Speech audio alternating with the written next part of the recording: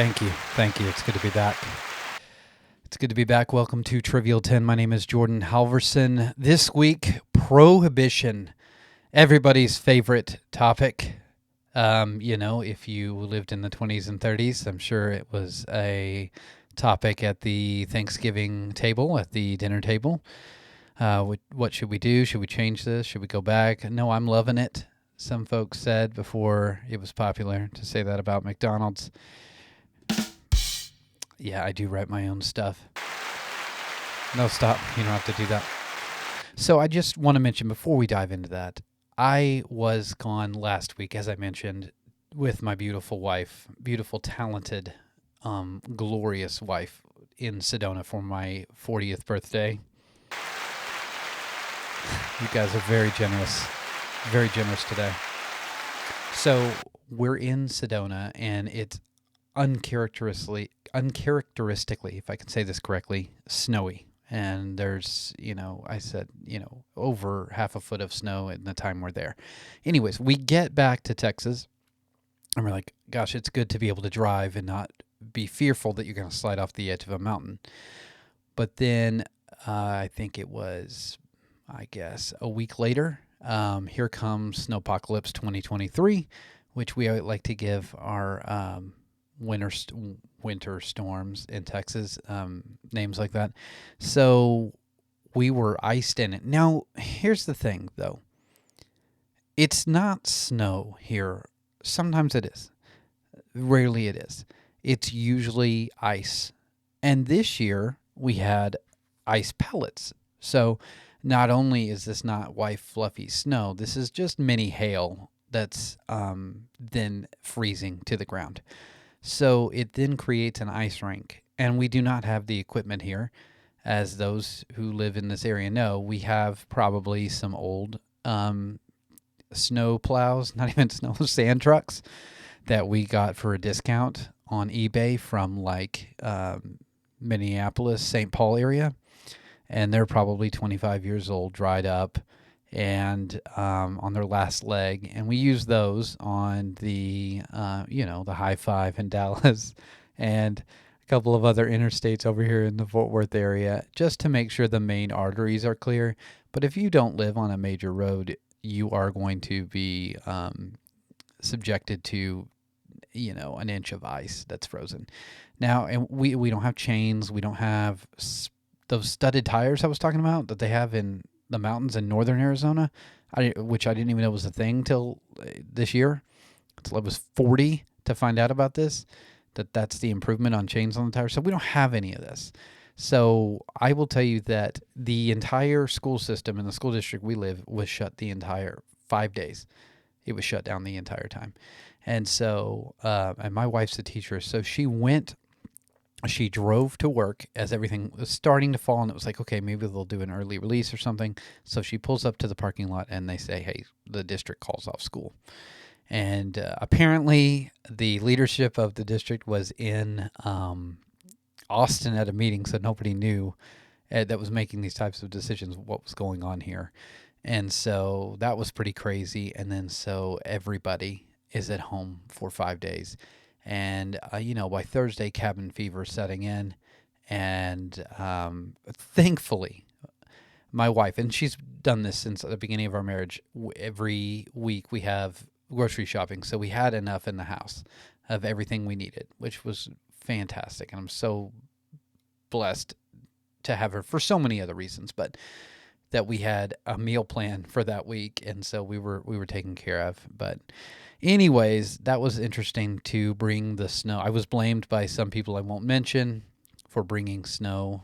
Again, that was not snow. That was ice pellets. And the kids, of course, they want to be out there, and it's just a sheet of ice. So I don't know how many times my son fell. But, yeah, I mean, you live and you learn, right? That's how you learn how to walk on ice, is you walk on ice and you slip. So into today's topic, prohibition. And I've been wanting to do this one for a while. It's a really interesting period of time in the country. It's basically, it's not the entire time, but I guess you could call this era prohibition because it's after World War I. It's before World War II, but it crosses over into what you'd call that Great Depression era, because that starts in 1929 after the Great Recession. Or is that what do they call the one in 2008? Because they're trying to like rebrand that as something similar, which I think is an absolute joke. Because you had people, our country was not even in the same place. And I understand there were some people that lost a lot of money, and there were a lot of foreclosures and things like that. But what happened with the Great Depression in 1929, after the stock market completely fell apart, was much more significant than what happened in 2008 with the housing crash. So when people try to compare those, it just kind of drives me a little nuts. But for those who have not heard about Prohibition, or you slept through that day of class, or you skipped, or it was a snow day and y'all never got back around to it, Prohibition lasted from 1920 to 1933 in the United States. It was the 18th Amendment to the U.S. Constitution. It passed with a 68% supermajority in the House of Representatives and a 76% support in the Senate. So it enabled legislation known as the Volstead Act.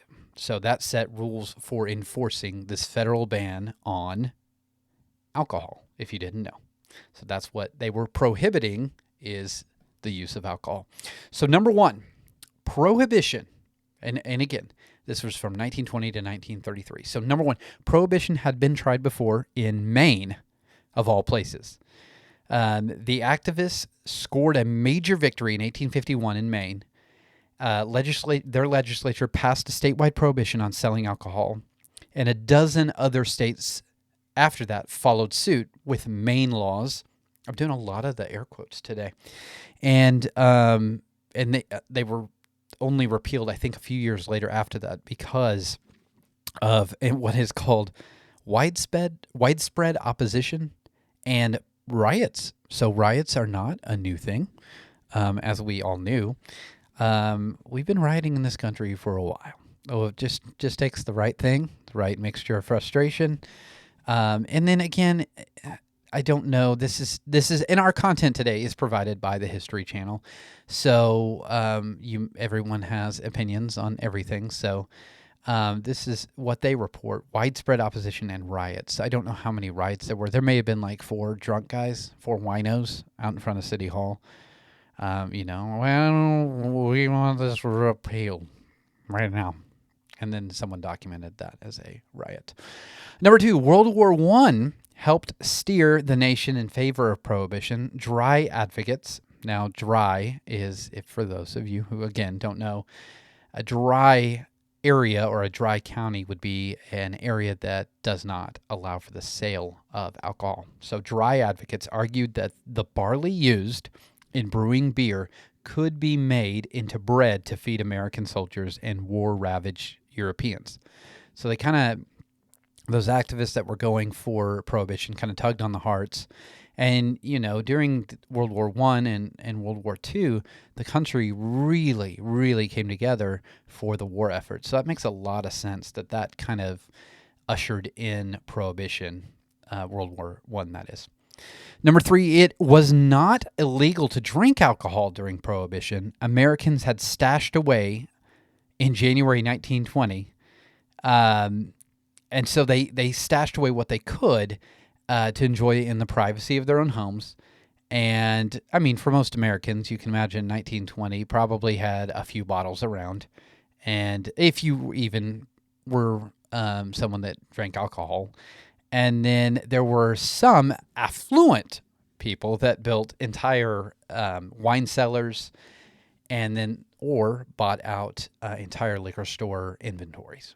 So that was not uncommon. Number 4, drugstores continued selling alcohol as, here it is again, medicine. For those of you who are not watching me on YouTube, the quote fingers are coming out today a lot. Sacramental wine was still permitted for religious purposes, and this brought around there was a skyrocketing of those who claimed to be rabbis and priests, as you can imagine. And then drugstores were allowed to sell medicinal whiskey.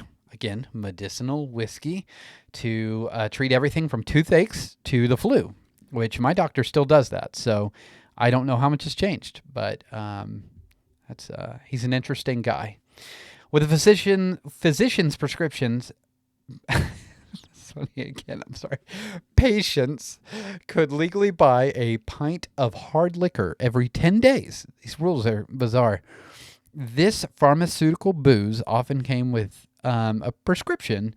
And here's an example of one. Take 3 ounces of whiskey every hour for stimulant until stimulated, which is very vague and doesn't seem like it would be in a medical journal. But again, hey, it was the 1920s. Number 5, many speakeasies, and this is closely related to number 4. Number 5, many speakeasies eventually operated under the guise of being pharmacies, and legitimate chains flourished. According to Prohibition historian Daniel Ockrent, windfalls from legal alcohol sales helped the drugstore chain Walgreens, which I'm sure you've heard of, grow from from 20 locations to 500 locations in the 1920s. So from 1920 to 1930, they went from 20 to 500 locations selling medicinal booze and religious booze. Number 6, up to 10,000 people died from drinking tainted liquor. So bootleggers produced millions of gallons of what they're calling bathtub gin and rot gut moonshine, which sounds delightful. The most deadly concoctions contained industrial alcohol originally made for the use in fuels and medical supplies. The federal government had required companies to denature industrial alcohol to make it undrinkable as early as 1906, so about 14 years prior. But during Prohibition, the government ordered these manufacturers to add toxic chemicals as a further deterrent to folks using these alcohols to make, again, rot gut moonshine and bathtub gin. So what do you think, Robin? Next anniversary, we'll try either a bathtub gin or a rot gut moonshine, and just give them a taste. But 10,000 people. I mean, that's a good amount of people. But you also people need to be responsible for what they're putting in their bodies also, right? So, I mean, that's desperation, right? If you're drinking Clorox whiskey, right? So there's other problems at play there. Number 7, drinking. Actually, I know we had some people, we have the addicts drinking the Clorox whiskey, which is sad. That's really sad. But number 7, drinking decreased during Prohibition. So it worked. According to a study conducted by MIT and Boston University economists in the early 1990s, alcohol consumption actually fell as much as 70% during the early years of the, here it is again, more quote fingers, noble experiment. The noble experiment, as Prohibition is known. So it sounds like they were successful at some point. Now, I don't know when it started to rise back. It says during the early years. So probably need to do a deep dive on that and see, okay, so it went down to 70%, probably because people couldn't find it. They didn't have any more of it that they had saved.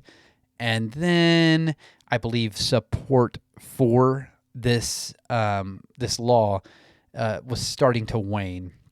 And I think it's probably pretty similar to what we've seen over the last, 20 years concerning marijuana in this country. A lot of laws have softened on marijuana use, the prosecution in more liberal states is, I think it's some places ceased. So I think it's that same sentiment is, I don't know if we want to continue to make this harsh punishments for this, for alcohol. So that 70% probably started to wane towards the end of the Prohibition era. Number 8, Kansas and Oklahoma remained dry until 1948 and 1959, respectively, and Mississippi remained alcohol-free until 1966. And that was a full 33 years after the passage of the 21st Amendment. And the 21st Amendment, that's what removed the 18th Amendment and legalized alcohol again. So to this day, 10 states still contain counties where alcohol sales are prohibited outright. And I know that there are some of these in Texas where I live, and I'm sure they're just scattered throughout the country. But interesting that I wouldn't say the consequences, but the effects of this law are still in effect today. Number 9, in 1932, in New Orleans, the decision to ratify the 21st Amendment, so this was the year before it actually went away, it was honored with 20 minutes of celebratory cannon fire. Of course, New Orleans. That is interesting. 20 minutes of is that the best use of cannon fire? Anyways, I guess it's in peacetime. But you're in the Great Depression. Anyways, way to go, Nolans. Roosevelt supposedly marked. That's the president at the time, Franklin Delano Roosevelt, supposedly marked the occasion by downing a dirty martini. So that is how he celebrated it. To stay in business, Budweiser refitted their breweries to make ice cream, while Coors, they produce pottery and ceramics. So that's how they stayed afloat. Budweiser and Coors would not be around if not for ice cream and pottery. So that's really bizarre, but I mean, I guess whatever works in times of desperation. So anyways, guys, that is our 10 facts about Prohibition this week. Thank you so much for listening. Don't forget to subscribe. If you're watching this on YouTube, just smash that bell. Just smash it. That way you'll know when we release new videos.